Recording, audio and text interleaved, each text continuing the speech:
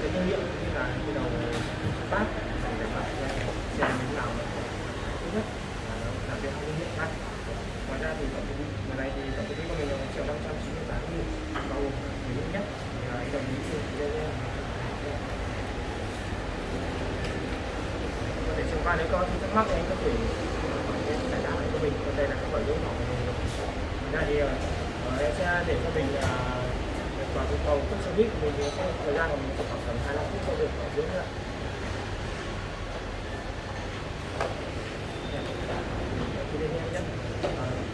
Sau khi bảo dưỡng xong thì mình sẽ được rửa xe miễn phí, như này anh muốn rửa luôn ạ. Rửa bỏ xe và trong cho mình.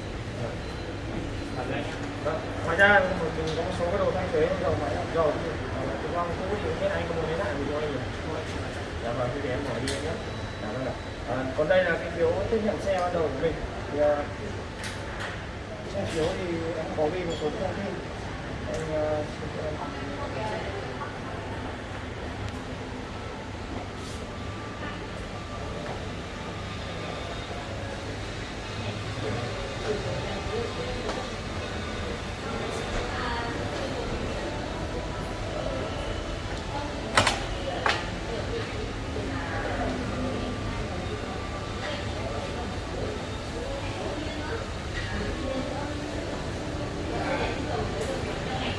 Kia đây là cái phiếu tiếp nhận xe của mình ban đầu nhé. Thì anh sẽ cho em một số thông tin của biết trước là đăng ký là đồng bộ dấu trên này. Của mình. Ngoài ra thì ở trên xe bây giờ mình có dùng cái tiền vào điện thoại đồng hồ thì có thể các người cho em biết điện thoại phải vào thì xác nhận trên xe của mình là không có chi phí.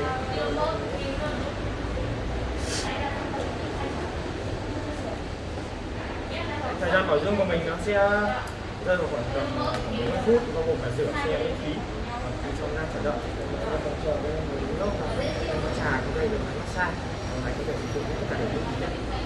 Còn này mình đã xong rồi nó lại mình